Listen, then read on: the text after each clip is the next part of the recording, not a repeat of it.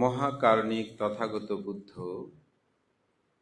ধর্মপদের মধ্যেই একটি গাথা ভাষণ করেছেন, যে গাথাটা আমি উচ্চারণ করেছি। কিচ্ছু মানুষা পাটিলাবু কিচ্ছাং মাচ্ছা না জীবিতাং। জগতে মানব জন্ম লাভ করা এটি অতীব দুর্লভ। মানব জন্ম লাভ এত সহজ নয়।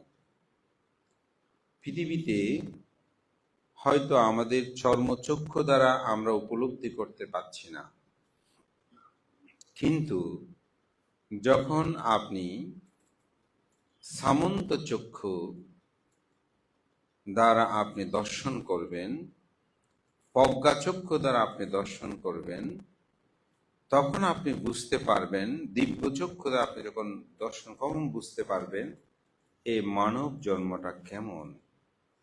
বুদ্ধ একটি উদাহরণ দিয়েছেন, একজন চক্ষুষ্মান পুরুষ যেমন একটি দরজার সম্মুখে দাঁড়ালে তিনি দেখতে পান কোন মানুষ দরজার ভিতরে ঢুকছে, রুমে ঢুকছে, কোন মানুষ বের হচ্ছে। বলছে আমিও ঠিক অনুরূপ ভাবে যখন এই পৃথিবী অবলোকন করি, তখন দেখি কিছু মানুষ মৃত্যুবরণ করার পর স্বর্গে যায়, কেহ নরকে যায়, কেহ তির্যককুলে অর্থাৎ বিভিন্ন পশু পাখিগুলো উৎপন্ন হয়। এরূপ ভাবে আমি দেখি। অতি সাম্প্রতি সময়ে আমার সাথে একজন বাংলাদেশি বংশোদ্ভূত, উনি আমেরিকাতে সাইকোলজি নিয়ে পিএইচডি করছেন। তো ওনার সাথে আমার বেশ কয়েকবার কথোপকথন হয়। তো উনি মূলত বুদ্ধিজমটা সম্পর্কে জানতে চাই। তো আমার সাথে সে অনেক কথা বলল। আমি একটা প্রশ্ন করলাম, প্রথম দিন শুনেছি, তারপর দিনে শুনে শেষান্ত একটি প্রশ্ন করলাম, আপনি জন্মান্তর বিশ্বাস করেন কিনা? তো উনি আমাকে বলছে, ভান্তে আমি জন্মান্তর বিশ্বাস করি না। কেন? কারণ আমি এটা চোখে দেখি না, কেউ ওখানে গিয়েছে সেটা আমি জানি না, আমি দেখি নাই, কেউ বললেও আমি এটা বিশ্বাস করি না। কারণ জন্মান্তর যে হয় এটা তো কেউ চোখে দেখছে না। তা আমি দু একটু উদাহরণ তুললাম যে আমেরিকাতে ক্যালিফোর্নিয়া একটা ছেলে জন্মগ্রহণ করলো, সে বলছে এটা আমার বাড়ি নয়, ফ্লোরিডাতে আমার বাড়ি। সেই ওখানে গিয়ে তার বাড়ি পর্যন্ত দেখিয়ে দিল। উনি বলছে ভান্তা আমি ওগুলো সব জানি। তো যখন জানি বলছে, আমি আর কিছু বলি নাই। তারপর আমি বললাম যে আপনি বিজ্ঞানীরা যে চাঁদে গিয়েছেন এটা আপনি বিশ্বাস করেন?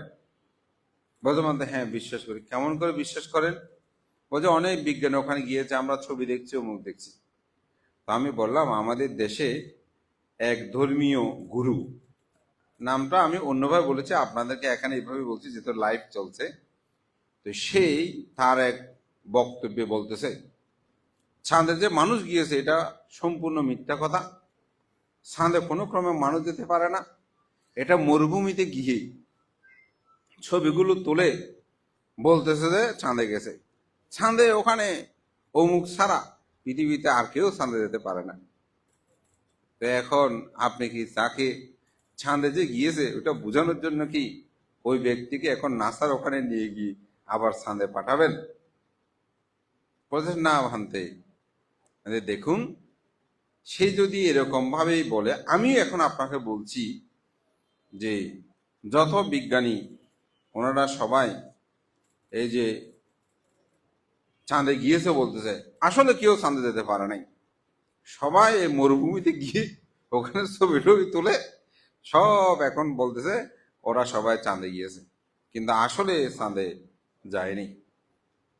এখন আমি ওনাকে বলি, এটা আমি যুক্তির খাতিরে বলছি, আমি বিলিভ করি চাঁদে যে নভোচারীরা গিয়েছেন, এটা আমি মানি, কিন্তু আপনার কথা আপনাকে বলছি। এখন এই চাঁদে যে মানুষ যেতে পারে এটা বিশ্বাস করার জন্য কি পৃথিবীর সকল মানুষকে চাঁদে নিয়ে যেতে হবে? চাঁদে নিয়ে যেতে হবে না। এটার কারণ তথ্য প্রযুক্তি এটা আপনাকে এমন ভাবে বুঝাবে, উপলব্ধি করাবে, যদি আপনি সেগুলো দেখেন, বুঝেন, সেখানে গিয়ে পর্যালোচনা করেন, নাসাতে গিয়ে বসেন, তাহলে আপনি বুঝতে পারবেন যে আসলে মানব চাঁদে গিয়েছে কিনা। ঠিক অনুরূপ ভাবে বুদ্ধ যে জন্মান্তরের কথা বলেছেন, স্বর্গের কথা বলেছেন, বুদ্ধ কিন্তু একজন শুধু গিয়েছেন তা না। বুদ্ধ যদি বলতেন যে আমি শুধু চাঁদে যেতে পারি, আমি শুধু বুদ্ধ হতে পারি, আমি শুধু জন্মান্তর নিয়েছি আর কেউ নয়, তাহলে আমরা মানতাম যে কথাটা ঠিক নয়। বুদ্ধের সময়কালে অসংখ্য শিষ্য, তারা অনেকেই স্বর্গে গিয়েছেন, অনেকেই নরকে গিয়েছেন। সেখানে যাওয়ার জন্য একটা পথ আছে। চাঁদে যাওয়ার জন্য যেমন একটা সিস্টেম আছে, নিয়ম আছে, কি কি শিখতে হয়, কি কি করতে হয়, কার মাধ্যমে যেতে হয়, ঠিক অনুরূপ ভাবে আপনি জন্মান্তরকে যদি আপনি দেখতে চান, উপলব্ধি করতে চান, তাহলে তার জন্য কিছু পথ আছে, কিছু প্রজ্ঞা আপনার মধ্যে উৎপন্ন করতে হবে। তাহলে আপনি, তো আমার আসলে ফাং ছিল অতটুকুতে আমি বলে ওনাকে বলে যে না ভানতে, তো উনি এই কথা বলতে আপনার কথার একটা যুক্তি আছে, এটাও ঠিক। আমি ফোনটা কেটে, ফাং ছিল, পরে বলবো, আবার কথা বলবো। উনি সাইকোলজি নিয়ে পিএইচডি করছেন, খুব মোটামুটি পড়ালেখা করে। তা আমি এটা বলতে যাচ্ছি, জন্মান্তর যে বিষয়, এটি বুদ্ধ ধর্ম দর্শনে একটি গভীর বিষয়।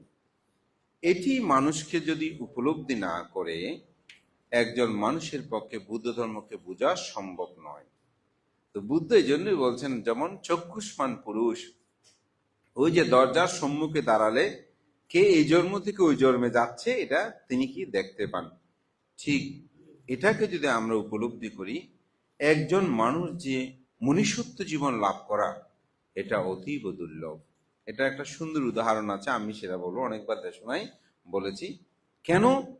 কারণ আপনি এই জন্মান্তর থেকে যদি জন্ম দুঃখ, জরা দুঃখ, ব্যাধি দুঃখ, মরণ দুঃখ, অপ্রিয় সংযোগ দুঃখ, প্রিয় বিয়োগ দুঃখ, স্মৃতিব সলাব দুঃখ, যাহা চায় তাহা না পাওয়ার দুঃখ, সংক্ষেপে পঞ্চপ্রধানের স্কন্ধ দুঃখ থেকে যদি আমি মুক্তি হতে চাই, তাহলে মানব জন্ম হচ্ছে শ্রেষ্ঠ। এই জন্য বলছে কিচ্ছাং মাচ্ছানা জীবিতাং। এ মানব জন্ম শুধু লাভ করলাম তা না, মানব জন্মটা অতিবাহিত করা এটা বিপদ সংকুলন। যেমন আমাদের জীবনটা যে কোনো সময় বিপন্ন হতে পারে। যেমন আমরা এখানে বসে আছি, 1 মিনিট লাগবে না আমাদের প্রাণ যেতে, ঠিক না? যে কোনো সময় জীবন দ্বীপ নির্বাপিত হতে পারে। এটা এক ধরনের। আরেকটা হচ্ছে এই জীবনটাকে সুন্দরভাবে পরিচালনা করা এত সহজ নয়। আমাদের জীবনে ভুলে ভুলে ভরা না। জীবনটা যদি চিন্তা করেন, ভুল আর ভুল, এই ভুলের মাঝেও আমাদের কিছু শুদ্ধি জীবন আছে, শুদ্ধি চিন্তা আছে, সেগুলোই আমাদেরকে সুন্দর করে, সেটাই আমাদের জীবনটাকে পবিত্রময় করে, সেটাই আমাদের জীবনটাকে সম্মুখে নিয়ে যাওয়ার জন্য এই লৌকিক জগতে কিছু সুখ আমরা উপলব্ধি করতে পারি। কিন্তু যার পক্ষে এই দুর্লভ মানব জন্ম, এটাকে সুন্দরভাবে পরিচালনা করা সম্ভব নয়, তিনি কখনো সুখী হতে পারে না। আমি মাস্তুর একটা ফাউন্ডেশন আছে, তো ওনারা ফিলিস্তিনিতে যখন ইসরায়েলের খুব ঘোরতর যুদ্ধ, তো ওখানে মানবিক ত্রাণ দেওয়ার জন্য ওনাদের একটা অ্যাপস আমার ফেসবুকে দেখলাম। তো আমি খুব প্রাণ কাঁদছে, সে যে ধর্ম মানুষ, তো তা আমি ওখানে কিছু দান করেছি, অনলাইনে বিকাশে দান করেছি। এরপর থেকে ওদের লিঙ্কগুলো প্রায় সময় আমার কাছে আসে। এই কয়েকদিন আগে সুদানের একটা ভিডিও দিল যে ওখানে প্রায় লক্ষ লক্ষ মানুষ খেতে পারে না, কিছু ছবি ভিডিও ওখানে সাথে আছে।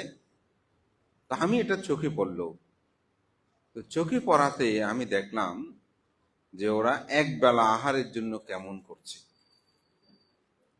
শুধু একবেলা আহার, ওদের পরিধেয় বস্ত্র দেখলাম যে কারো প্যান্ট থাকলে শার্ট নাই, কারো দেখছি শার্ট আছে একটু হাঁটু পর্যন্ত ঝুলানো, কিন্তু আর বোধহয় বাকি অংশ নেই।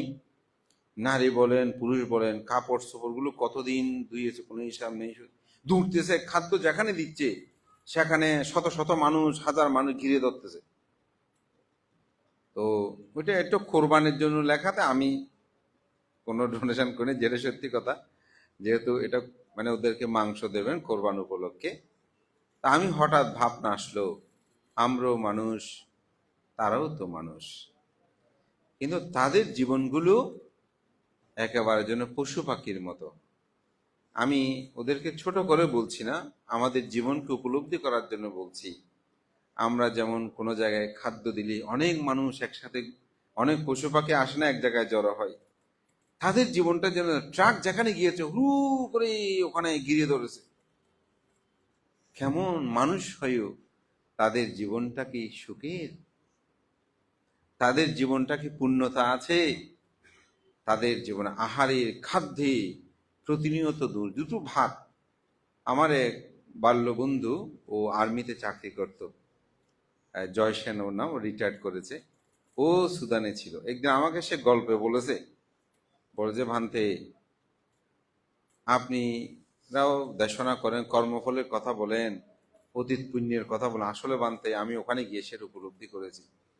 আমাদের জাতিসংঘের যে এরিয়া আমরা থাকি, আমাদের খাবারের কোনো অভাব নাই। সেরকম খাবার আমরা কিছু খাচ্ছি, কিছু ফেলে দিচ্ছি।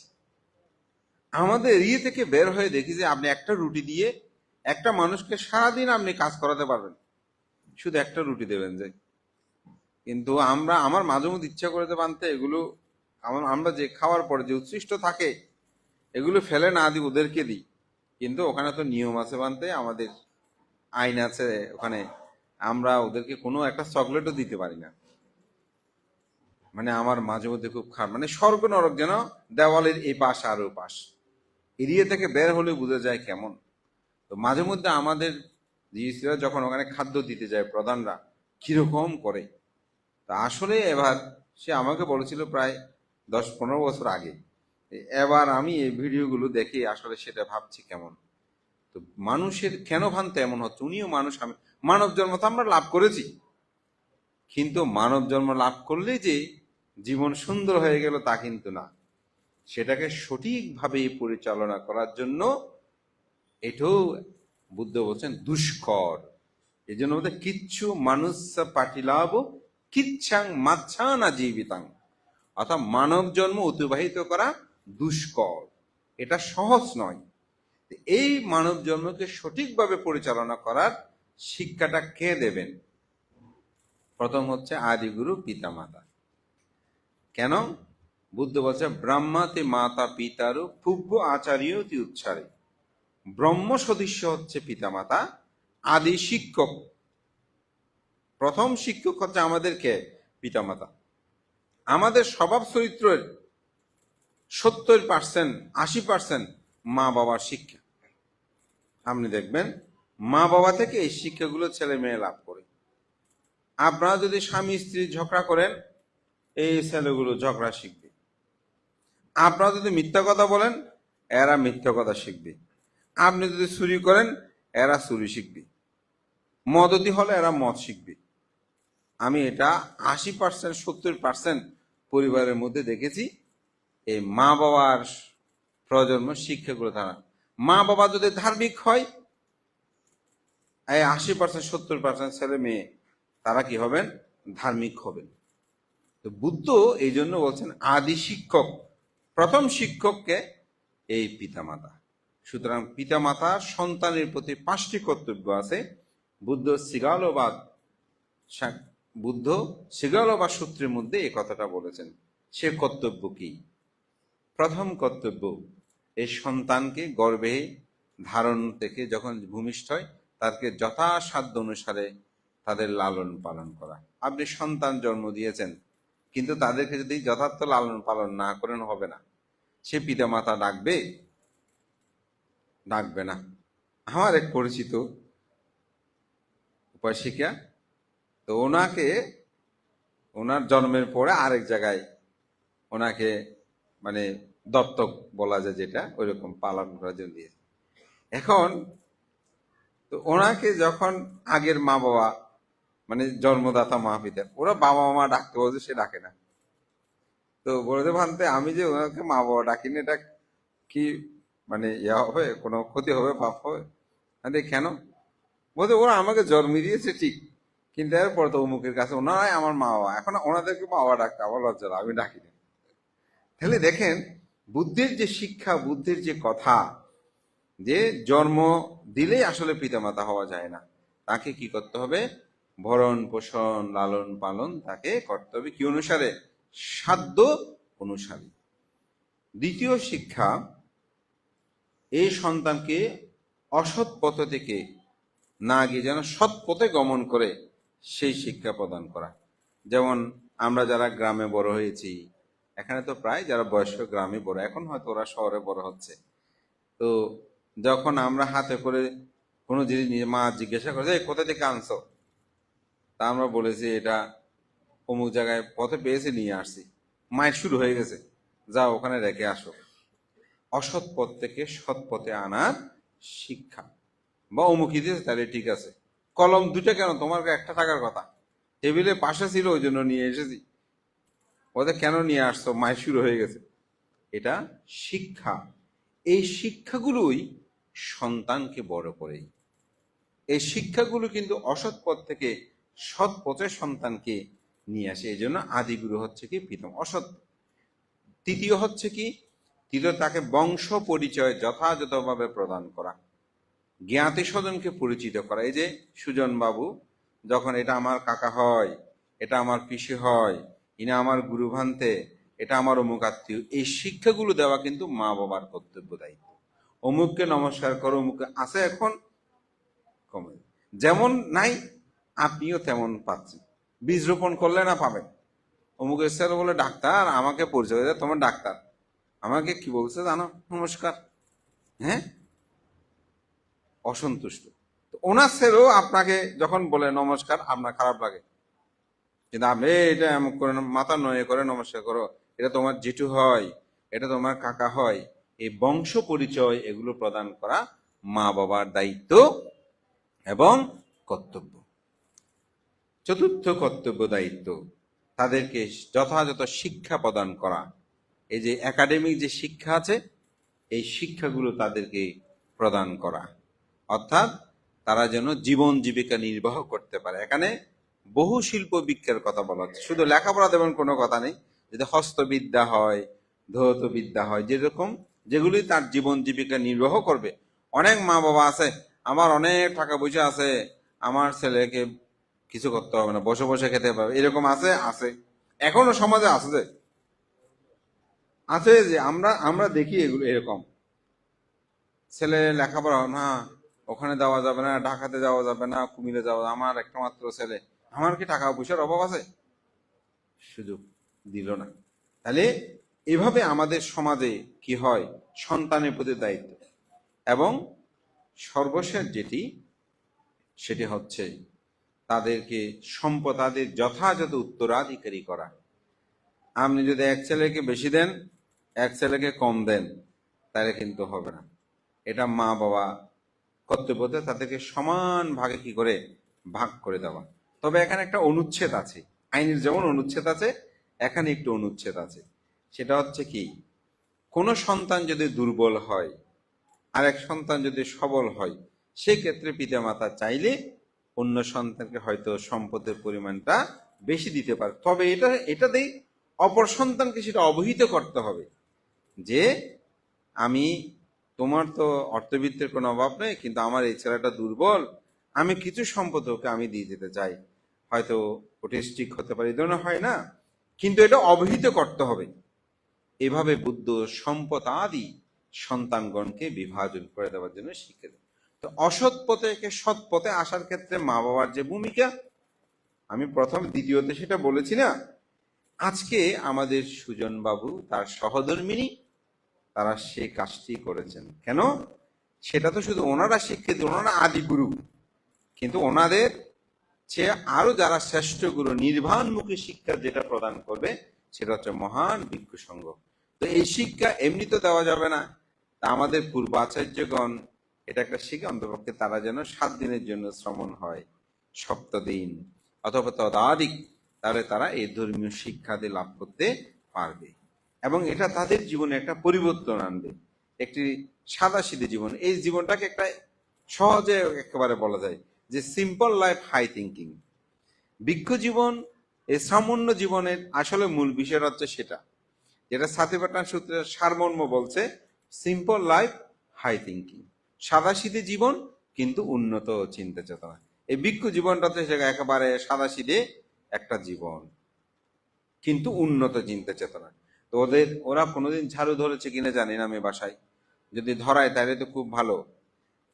আমাদের মা বাবাদের কথা তো বললে কি বলবো, ছেলে মেয়েদেরকে কিছু শিক্ষা দেবে না, বাজার করতেও নেবে না, হাঁটা চলা করতেও দেবে না। আমাদের মা বাবাদের কথা কি বলতাম, শার্ট পত্র যখন কিনতে যাই, স্বামীর জন্য কিনবে যে 500 টাকা দামে, ছেলের জন্য কিনবে যে 1500 টাকা দামে। এখন ছেলে বড় হওয়ার শিক্ষা কি পাবে? ছেলে বড় হওয়ার শিক্ষাটা কি পাবে? যদি বাবার জন্য বেশি দামে কিনেছে, বাবার জন্য বেশি দামে কিনেছো, আমার জন্য কম কিনেছো কেন? তুমি বাবার মতো বড় হও, তাহলে তুমি এরকম পাবে, তাহলে তার বড় হওয়ার স্বপ্নটা পাবে। এখন বাবার জন্য কিনবে যে 2000 টাকা দামের জোতা, হ্যাঁ, আর ছেলের জোতার দাম 8,000 টাকা, 10,000 টাকা। তো ছেলে বড় হওয়ার স্বপ্নটা কিভাবে দেখবে? রবীন্দ্রনাথ একটা খুব সুন্দর উপমা আছে। রবীন্দ্রনাথ যখন স্কুলে যেতেন, চটি পড়তেন, তো চামড়ার জুতা কিন্তু তখন সবাই পড়তে পারতো না। তো চটিগুলো সেই পায়ে নিক্ষেপ করে করে হেঁটে হেঁটে যেত। তো একজনে বলছে, রবি, তুমি তো জমিদারের ছেলে, তুমি কি এক জোড়া চামড়া জুতা পরে কি যেতে পারো না? বলে, বাবা বলেছে বড় হলে পাবো। কি বলেছে? বাবা বলেছে বড় হলে পাবো। তো রবীন্দ্রনাথ এত বড় হয়েছেন, সোনার জুতা পরেছে না? কথার কথা, উনি সোনার জুতা পরার মতন হয়েছে না ওনার জীবনটা? ঠিক সন্তানকে সেরকম ভাবে শিক্ষাটা দিতে হবে, তাকে দুঃখটা উপলব্ধি করাতে হবে। আপনি তাকে বাজারে নিয়ে যাবেন, আপনি পাশে দাঁড়াবেন, ওকে বাজার করাতে দেবেন। বাজার করার কি দুঃখ, বাজার করতে কি রকম, কারণ ওখানে অনেক বুদ্ধি আছে, ওখানে যে ফাঁকি মারে, ওখানে যে যদি বিপদ কিছু হলো সে শিখবে, একদিন পচা আনবে, একদিন ভালো আনবে, এগুলো তাকে জগতের সাথে মিশাতে হবে। আর নয়তো এই ছেলে হবে না। তো আমাদের ছেলে মেয়েদের গরু রচনা যদি এখন বলে, একটা গরু, 2টা কান, 2টা পা, 2টা এগুলো ছাড়া এর ব্যতিক্রম একটু বলো দেখি, ব্যাখ্যা দাও তো। আর ব্যাখ্যা দিতে পারে না। আর দিতে পারে? কারণ তাকে স্বাভাবিকভাবে আমরা বড় হতে দিই না। একেবারে ফার্মের, মানে এটা হয়তো শুনতে অসুন্দর লাগতে পারে, তবুও বলছি, মানে মুরগির মতো করে সবাই মেয়েদেরকে আমরা বড় করছি। তাদেরকে আমরা খেলাধুলার পরিবেশ দিচ্ছি না। তারা হাতের মুঠোয় মোবাইলে, এখানেই তাদের জীবন। তাদেরকে স্বাভাবিক হওয়ার জন্য শিখতে দেবে। বাথরুম গুলো পরিষ্কার করানো শিখাতে হবে, তাদেরকে কাপড় চোপড় গুলো ধোয়াতে শিখাতে হবে, তাদেরকে সেই শিক্ষাগুলো দিতে হবে। কিন্তু আমাদের মা বাবারা সেদিকে দৃষ্টি নেই। তো আমি সেজন্য বলছি, মানব জীবনটা অতিবাহিত করা এটা সহজ নয়। এই শিক্ষাগুলো যেন সন্তানকে প্রদান করে। তা আজকে প্রভু যে ধর্ম, মানে পাপ ও মল বর্জন, যতদিন সে শ্রমণ থাকে, আমি মনে করি এখানে পাপ করার কোনো সুযোগ নাই। এই শিক্ষাটা সে লাভ করবে, এবং এটা থেকে সে অনুপ্রেরণা লাভ করবে যে নিরাসক্ত জীবনটা কেমন, আসক্তিহীন জীবনটা কেমন, এই শিক্ষা। তো সুতরাং মা বাবার একটা কর্তব্য আছে, সন্তানরা তাদের জীবনটাকে কিভাবে সুন্দরভাবে পরিচালনা করবে, এটার মধ্যে এই সৎ শিক্ষা দেওয়ার জন্য এটা একটা কর্তব্য কর্ম। আমাদের অনেক মা বাবা আজকে করব, কালকে করব, ছেলে বড় হলে অমুক সমুক, না, যখনই সময় হয়েছে দেবেন। আর 7 দিন থাকবে, কোনো কথা নাই, গণতে থাকবেন না, গণার কোনো দরকার নাই। উৎসাহিত করবেন যে তুমি থাকো কিছুদিন, সে স্বাভাবিক জীবনটা বুঝুক, কেমন জীবন, সকালে ঘুম থেকে যে তাড়াতাড়ি উঠতে হয়, এটা করতে হয়, এগুলো সে বুঝুক। আপনারা সেগুলো বুঝতে দেন। আমার ওখানে সময় এখন 2জন আছে, গণবে, সে যেতে চায় না, কিন্তু আমাকে এসে ভানতে ছেলে চলে যেতে যাচ্ছে। তার সাথে যখন সন্ধ্যাকালীন সময়ে বন্দনার পরে ধর্ম কথা বলতে বসি, বলতে আমি তো বলি না, আমার তো থাকতে ইচ্ছে করতেছে। আরে তোমার মা তো বলে দিল, বলতে মা কাপড় চোপড় দিয়ে গেছে, আমার থাকতে ইচ্ছে করতেছে। কেন বুক ছাড়া হবে? ছেলে এখন বুক ছাড়ে, ছেলেকে আপনি আজীবন রক্ষা করতে পারবেন? পারবেন না। ছেলে একটা একটা সময় আপনার থেকে দূরেই চলে যাবে। সুতরাং ছেলেকে গঠন করার জন্য শিক্ষাটা দিতে হবে। তা আমি মনে করি আজকের এই সুন্দর আয়োজন, যেহেতু আমাদের সে পুণ্যতীর্থ মহান পুণ্যপুরুষ সাধারণত মহাতের বনমন্ত্র ওখানে শ্রমণ হলেও একটা আদর্শিক বৌদ্ধ বিহারে আপনাদের সন্তানদ্বয়কে নিয়ে এসেছেন। তারা এখানে থেকে যতদিন থাকবে আপনি উৎসাহিত করবেন। আমি কোনো মানে অন্য চেতনায় বলছি না। আমাদের অনেক সময় রোগ ব্যাধি হয় না, আমরা 10 দিন 15 দিন অনেক সময় হাসপাতালে থাকতে হয় না। খালি কি লেখাপড়ায় জীবন, খালি কি চাকরি বাকরি জীবন, যদি জিজ্ঞাসা বানতে সময় পায় না। আপনি কি চোখ বন্ধ করে কখনো বিছানায় শুয়ে ভেবে দেখেছেন এই তো জীবন চলছে, কিন্তু এই এই জীবনের পরিসমাপ্তিটা কি? একটি সাইন্টিফিক গবেষণা একটা গল্প বলছি, এটা বলে আমার দেশনা শেষ করব। মানে আমাদের জীবনটা কেমন চলছে। তো এক ব্যক্তি পৃথিবীতে আসবে, এটা ত্রিপিটকের না, ত্রিপিটকের বাইরের গল্প, যে পৃথিবীতে আসবে। তো প্রভুর কাছে গেল, প্রভু আমি পৃথিবীতে যাব, আমাকে একটু আয়ু দেন। বলছে ঠিক আছে, তোমাকে 20 বছর আয়ু দিলাম। কয় বছর? 20 বছর আয়ু দিন। বলছে প্রভু আমি মানুষ, পৃথিবীর শ্রেষ্ঠ প্রাণী জীব, আপনি আমাকে মাত্র 20 বছর আয়ু দিন, একটা আয়ু বাড়িয়ে দেন না। বলছে ঠিক আছে বসো, আর কেউ আসে কিনা দেখি। তখন একটা গাধা আসলো। গাধা এসে বলছে প্রভু আমি পৃথিবীতে যাব, আমাকে একটু আয়ু দেন। বলছে ঠিক আছে, তোমাকে 50 বছর আয়ু দিলাম। বলছে প্রভু আমি পৃথিবীতে যাব, গাধা মানুষ, ওখানে মানুষের জিনিসপত্র টানতে হবে, আমাকে এত আয়ু দেওয়ার দরকার কি, আমাকে একটু আয়ু কমায় দেন। বলছে ঠিক আছে, তোমাকে 20 বছর আয়ু দিলাম। তাহলে 30 বছর বেঁচে গেছে। মানুষটাকে বলতে নাও, তোমাকে আরো 30 বছর আয়ু দিলাম। এখন মানুষটা খুশি হলো, মোটামুটি হয়েছে।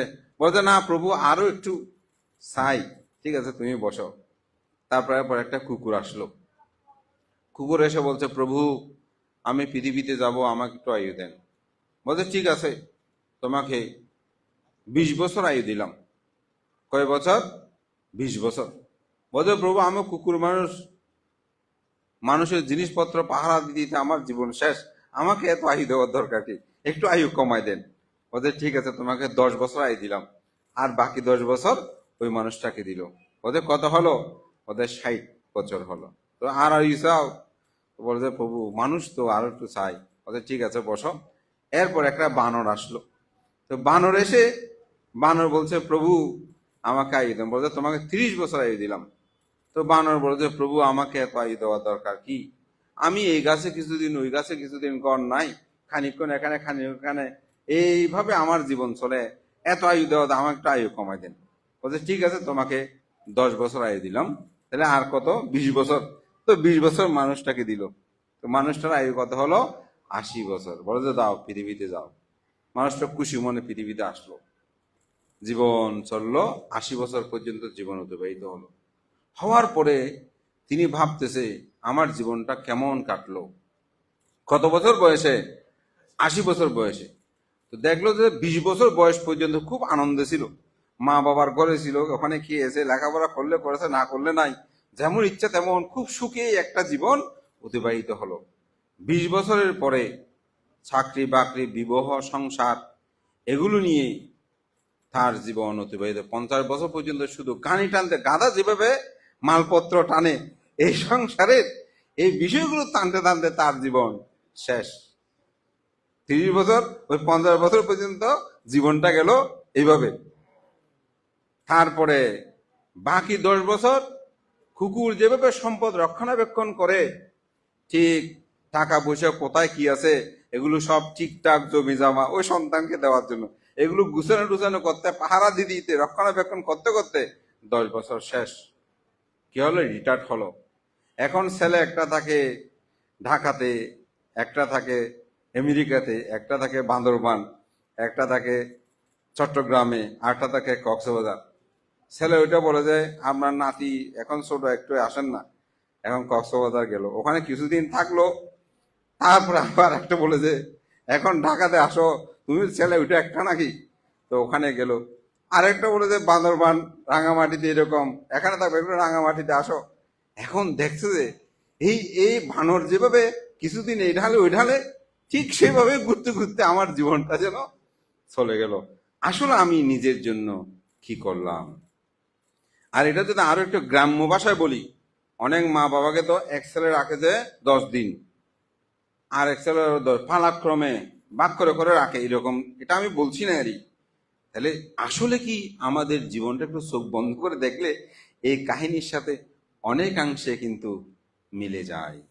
তো সেজন্য এই মানব জীবনটাকে সুন্দরভাবে পরিচালনা করবেন। কিভাবে করবেন তার একটা সুন্দর সংক্ষিপ্ত দিক নির্দেশনা দিব।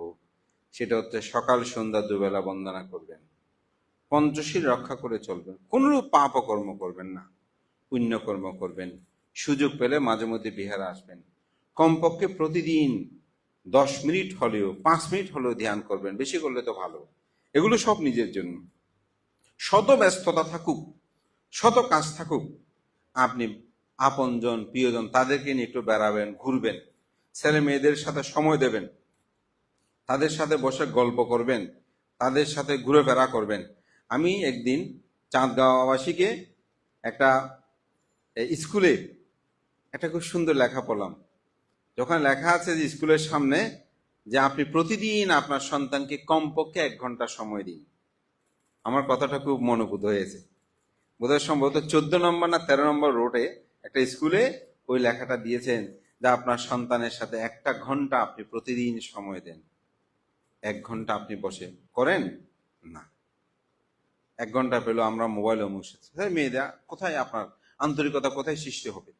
এই শিক্ষাগুলো আপনাকে দিতে হবে, তবে সন্তানকে রক্ষা করতে পারবেন। শ্রদ্ধেয় ভান্তে অনেক দূরে যাবেন, তবুও ভান্তে উপস্থিতি আজকের এই সভাকে গৌরবান্বিত করেছে।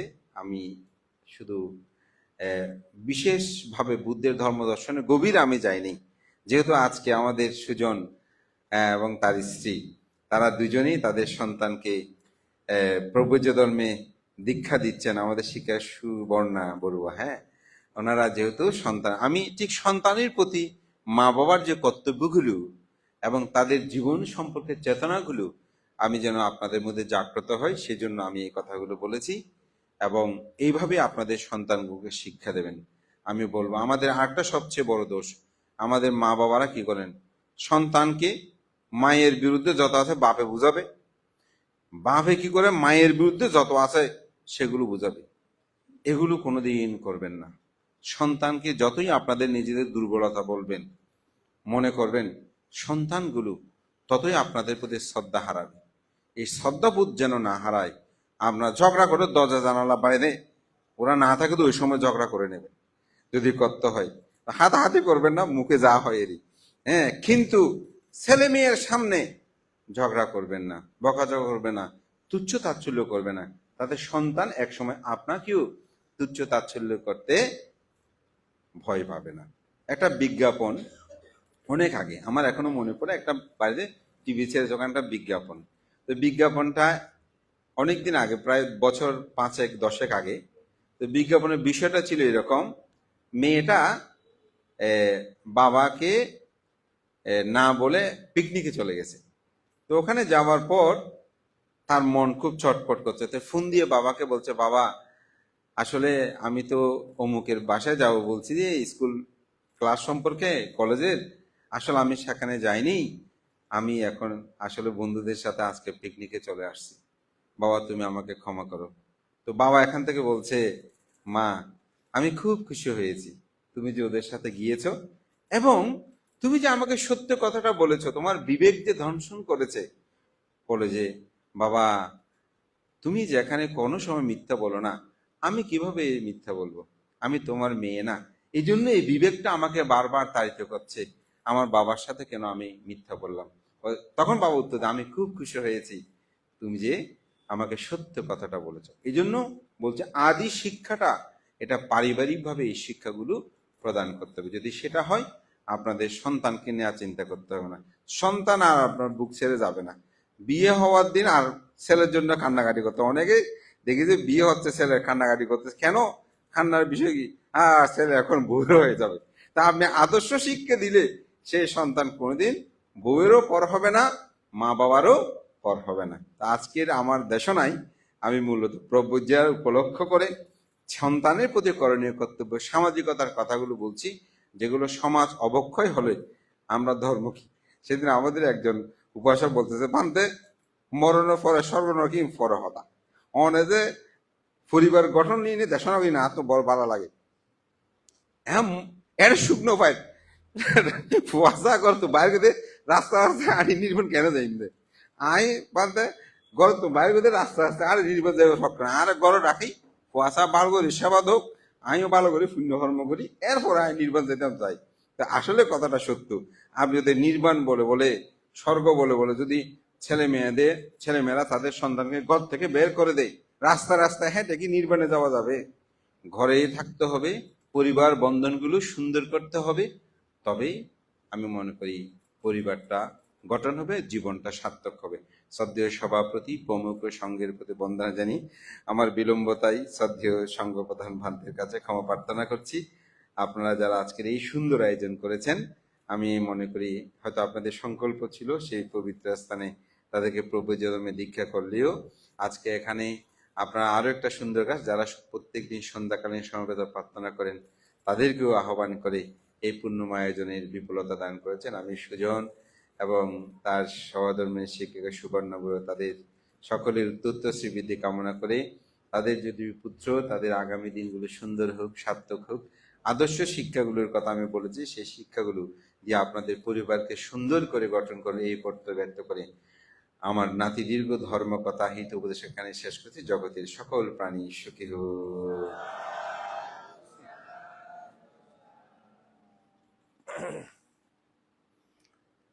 ধন্যবাদ সহ পুণ্যদান করছি, আশীর্বাদ করছি। শাসন সমাজ সদ্ধর্মের উপকার সাধনে যার ব্রত, আজকে অরিন্দম সাবজীন মৈত্রীবিহারে আপনাদেরকে এতক্ষণ পর্যন্ত ধর্মদান দিয়ে কৃতার্থ করেছেন মস্তবীর এস লোকজিৎ ভিক্ষু মহোদয়। ওনার নিরোগ দীর্ঘায়ু কামনা করছি। এখন প্রত্যেকে 3 বার নমো তাস্সা ভগবতো অরহতো সাম্মা সম্বুদ্ধাস্য বলুন।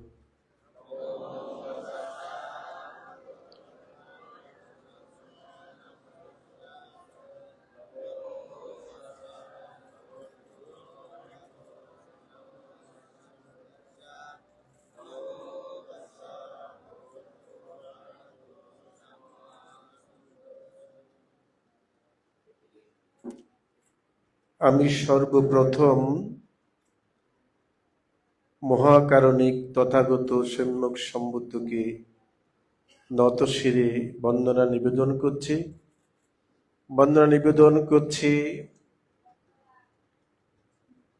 এই প্রতিষ্ঠান যার নামে, যার আশীর্বাদ পুষ্ট না হলে আমার এই ব্রহ্মসূত্র জীবন লাভ করা সম্ভব হতো না। মদীয় গুরুদেব পণ্ডিত অরিন্দম মস্ত্রী মহোদয়ের শ্রীপাদপদ্মে আশীর্বাদ সম্পূর্ণ দান করছি। আজকের এই বৈকালিক সংগঠনে উপস্থিত গুরুত্তম মহান ভিক্ষু সংঘ, ব্রতী বাবু সুজন বড়ুয়া এবং ওনার সহধর্মিনী সুবর্ণ বড়ুয়ার আমন্ত্রণে উপস্থিত ধর্মপ্রাণ উপাসক উপাসিকাবৃন্দ, ইতিমধ্যেই আপনারা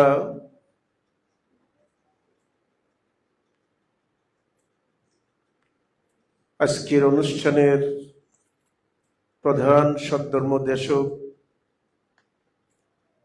মস্তবীর এস লোকজিৎ ভিক্ষুর নিকট থেকে জন্মান্তরবাদ, কর্মবাদ এবং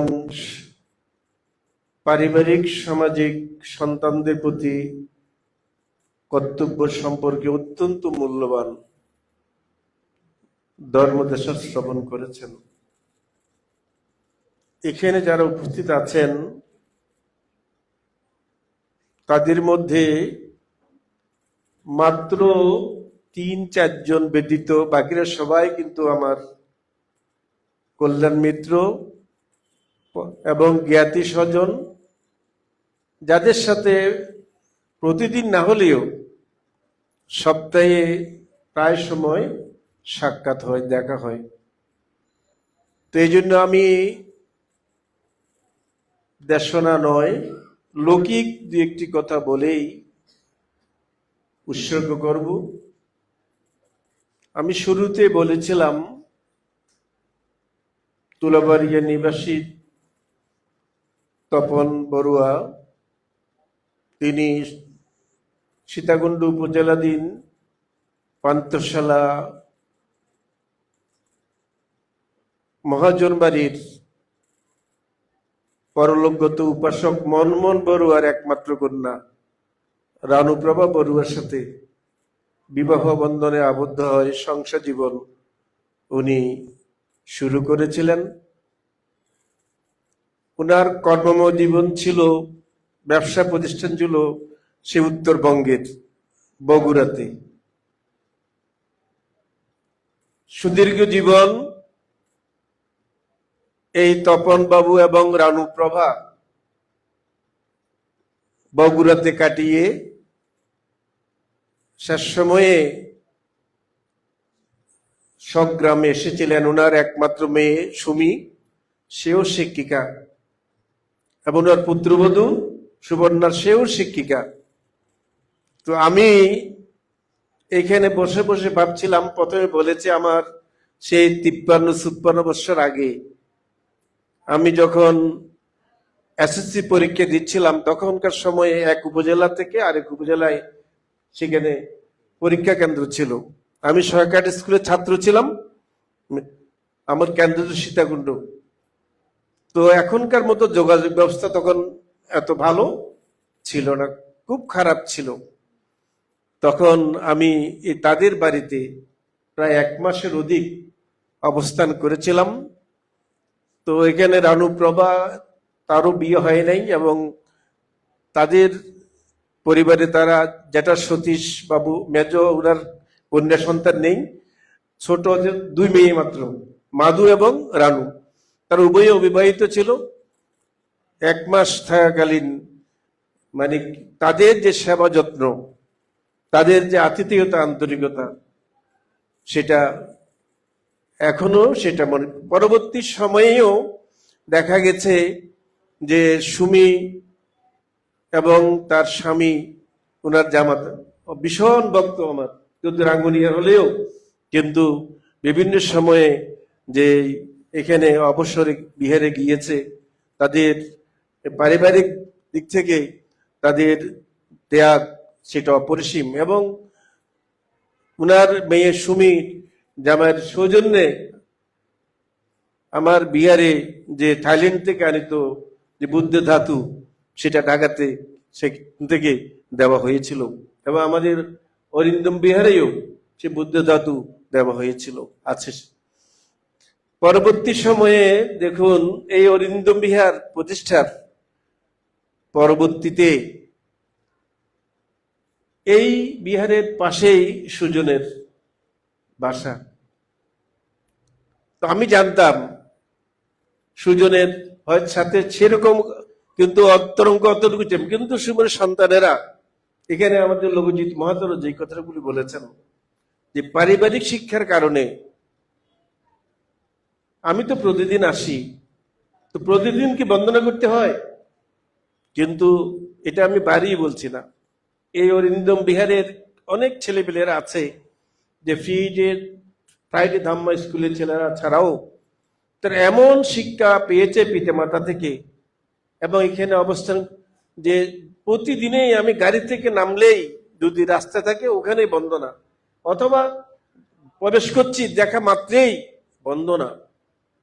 এটা আমাকে খুবই মুগ্ধ করেছে যে আমাদের লঘুজিৎ মহাস্তবী যে কথাটা বলেছে যে ওনার সন্তানেরা ঠিক সেভাবে তারা গড়ে উঠেছে। দ্বিতীয়ত, যখন তাদেরকে প্রবজন্মে দীক্ষা দেবে, তো উপাসিকা আমাকে তো না বললে পারতেন, তিনি আমার 3 তলাতে গিয়েছেন, বন্দনা করেছেন, বানতে ছেলেদেরকে প্রপোজ দেব, তবে একটু রাজবনবিহারে দেওয়ার ইচ্ছা, তবে ওখানে প্রপোজ দিয়ে আবার অরিন্দমে নিয়ে আসবো। তো আমি বললাম সাধু সাধু, ভালো।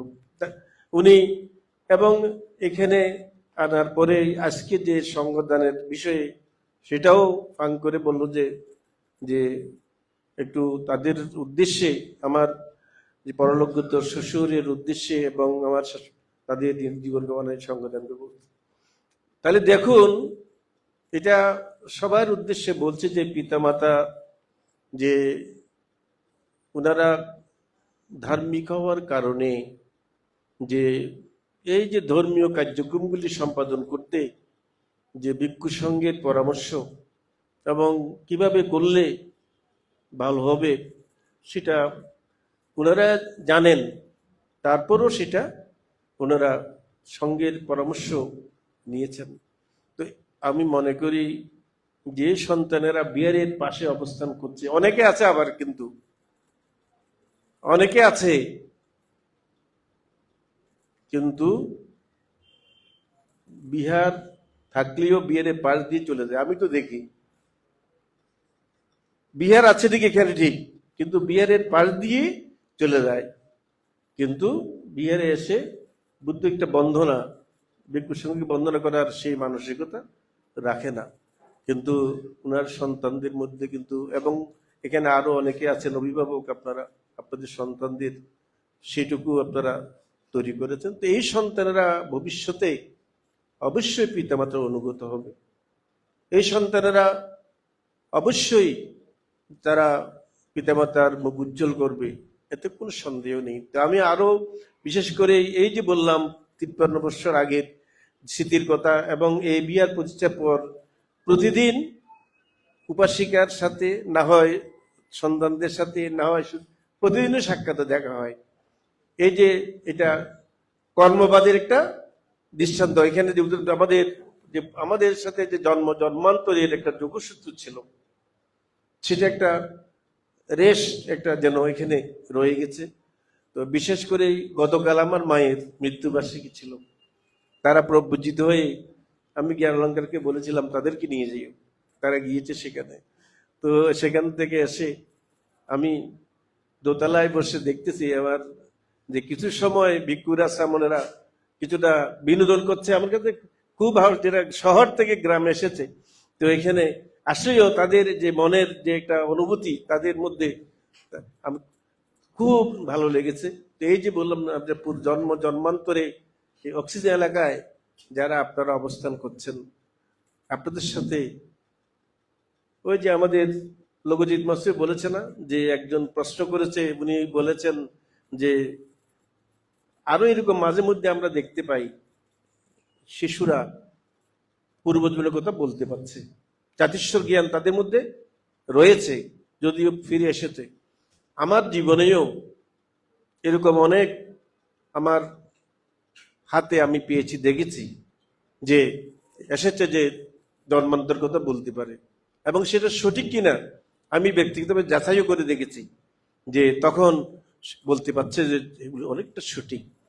হয়তো অকুশলজনিত কারণে আবার তাকে মৃত্যুলোকে আসতে হয়েছে পারমি পূরণ করার জন্য। ধর্মপ্রাণ উপাসক উপাসিকাবৃন্দ, তো আজকে যে আমাদের উপাসক সুজন বড়ুয়া এবং সহধর্মিনী সন্তানদের প্রভুজাকে কেন্দ্র করে যে পুণ্যকর্মগুলি সম্পাদন করছে, তো আমি এটাকেও সাধুবাদ জানাই। আমি যখন দ্বিতীয়বার শ্রীলঙ্কাতে গিয়েছিলাম, তো সেখানে একটি সঙ্গদানের অংশগ্রহণ করলাম। তো দেখলাম যে উঠানের মধ্যে এক বিশাল প্যান্ডেল, কিন্তু আমাদের আয়োজনটা হচ্ছে যে ভিতরের মধ্যে সেখানে শুধু ফ্যামিলি মেম্বার, শুধু ফ্যামিলি মেম্বার, কিন্তু উঠানের মধ্যে বিশাল প্যান্ডেল, যেখানে হাজার মানুষ বসতে পারে। আমার একটা কিউরিওসিটি হলো যে চুরকিরি এরকম খালি মাঠ পড়ে রয়েছে আমাদের বেন্দরকে। তো আমি জিজ্ঞাসা করলাম যে ওই যেখানে যে মন্দিরে আমরা অবস্থান করেছি ওই মন্দিরের বড়বান থেকে জিজ্ঞাসা করলাম, যে তখন বলতেছে যে গত রাত্রে অতিথিদেরকে সব নিমন্ত্রণ খাওয়ানো হয়েছে, আজকে দুপুরে শুধু তারা পরিবারের সদস্য এবং অন্যান্য যারা খুব নিকটতম আত্মীয় তাদেরকে নিয়ে তারা সঙ্গদান দিয়েছে। তো আমাদের সঙ্গদান দেওয়ার যে সিস্টেম আর প্রতিরোধের সিস্টেমে একটু ভিন্নতা আছে। তো কেন বলতেছে যে যদি 700 মানুষ 800 মানুষ যদি আজকে দুপুরে নিমন্ত্রণ দিত, তাদের মধ্যে কত অস্থিরতা দেখা যেত, যে ভিক্ষুরা আসলে বসার, অতিথি আসলে বসার, ঠিকমতো বসতেছে কিনা, মনটা অন্যদিকে চলে যায়। কিন্তু দেখা গেছে যে আজকে তারা একেবারে খুব শ্রদ্ধার সহিত, চিত্ত কোনো বিক্ষিপ্ততা নেই, চঞ্চল অস্থির নেই, কোনো টেনশন নেই, মানুষদেরকে সুন্দরভাবে, যেমন এখন বৈজ্ঞানিক এখন সকালবেলা তো আসলে একটা টাইমেরও সীমাবদ্ধ থাকে, থাকে না? 11:30 বাজলে আপনারা বলেন যে ঘড়ি দেখেন, বান্তেরা কি ঘড়ি ন দেখেন না? 12টা বাজে যাবে বই। আর বান্তেরা, বড় বান্তেরা যে দেড়শোটা করতে এলেও বান্তে শেষ করেন না, সময় তো নাই, অস্থিরতা বিরাজ করে। এখন কিন্তু সেই সময়ের কোনো বাধ্যবাধকতা নেই, যে আপনারা সুন্দর মনে এতক্ষণ পর্যন্ত ধর্ম শ্রবণ করেছেন, আপনারা এখন সবারই মন তো পবিত্র হয়েছে। আমি মনে করি এইভাবে এই পুণ্যকর্ম সম্পাদন করলে সেই পুণ্যকর্মের ফল হয় বেশি। তো আজকে বিশেষ করে সুজন বড়ুয়া এবং ওনার সহধর্মিনী আপনাদেরকে সাথে নিয়ে যে পুণ্যকর্ম সম্পাদন করছে, আমি মনে করি এরাও অরিন্দম স্বামী মৈত্রী বিহার পরিবারের সদস্য, এবং আমারও অতীত জন্মান্তরে তারা কল্যাণ মিত্র ছিল, পরমার্থী ছিল, জ্ঞাতি ছিল। সেই সুবাদে অনেকের এখানে অনুষ্ঠান করলেও যে অনেকের মন রক্ষা করতে পারি না, ব্যস্ততার কারণে অনেকগুলি দায়িত্ব প্রতিপালন করতে হয়। তো আজকে আগেও বলেছি লঘুচিতকে যে তোমাকে দিয়ে চলে যাব, কিন্তু বিবেকের কাছে অপরাধ পরাজিত মনে করছি, ভুল করে যেন আমি অপরাধী হয়ে যাবে চলে যাওয়াটা, যদিও হয়তো যাবে। তো আমি আমার অন্তঃস্থল থেকেই পরলোকগত উপাসক প্রয়াত তপনগুলোকে পুণ্যদান করছি। তো রানুর কথা তো বললাম, যে তাকে পুণ্যদান করছি, আশীর্বাদ করছি, দীর্ঘায়ু কামনা করছি, এবং ওনার একমাত্র সন্তান সুজন প্রায় দিনই দেখা, প্রতিদিনই দেখা হয় ছেলেদের, যেহেতু শিক্ষিকা উনি স্কুলে চলে যান, সুজন কর্মস্থলে চলে যায়। ছেলেরা স্কুল থেকে এসে অনেক সময় বিহারে এখানে অবস্থান করে, বিহার যেন তাদের একেবারে নিজের বাসা থেকে খুব আপনজন, সেই হিসাবে তারা এখানে সুন্দর জীবনযাপন করছে। আমরা আশীর্বাদ করি, পুণ্যদান করি, তাদের এই সামান্য জীবন যাতে সুন্দরভাবে অতিবাহিত করার পরে আগামী জীবন যাতে সুন্দর হয়, পিতামাতার অনুগত হয়, পিতামাতার সম্মান যাতে তারা রক্ষা করতে পারে। এবং আপনারা যারা উপস্থিত হয়েছেন, আপনাদের সকলের জীবন সুন্দর হোক, মহিমান্বিত হোক, গৌরবান্বিত হোক, এই দুর্লভ জীবন যাতে আপনাদের সার্থক হয়। আমি এখানে লোকজিৎ বলেছি, আমাদের জীবন 1 মিনিটও না, আমরা একটা নিঃশ্বাস কত সর্বোচ্চ 20 সেকেন্ড রাখতে পারি, ঠিক না? প্রতিদিন তো আমরা কত এরকম দুঃসংবাদ শুনতে পাচ্ছি। সকালে আমি আসার পথেও দেখেছি গাছ পরে একটা প্রাইভেট কার, এবং ওইটা টান দিতে গিয়ে পেছনে লাগে গিয়ে অ্যাক্সিডেন্ট করেছে আসার সময়। তা এরকম প্রতিনিয়ত কত দুর্ঘটনা আমরা দেখতে পাচ্ছি, যাতে আমরা এ সমস্ত বিপদ আপদ থেকে যেন আমরা পূর্ণ ফলে রক্ষা পেতে পারি, এরকম সতর্ক উত্তীর্ণ করে জগতের সুখ সমৃদ্ধি মঙ্গল কামনা করে 3 বার সাধুবাদ প্রদান করুন। এবার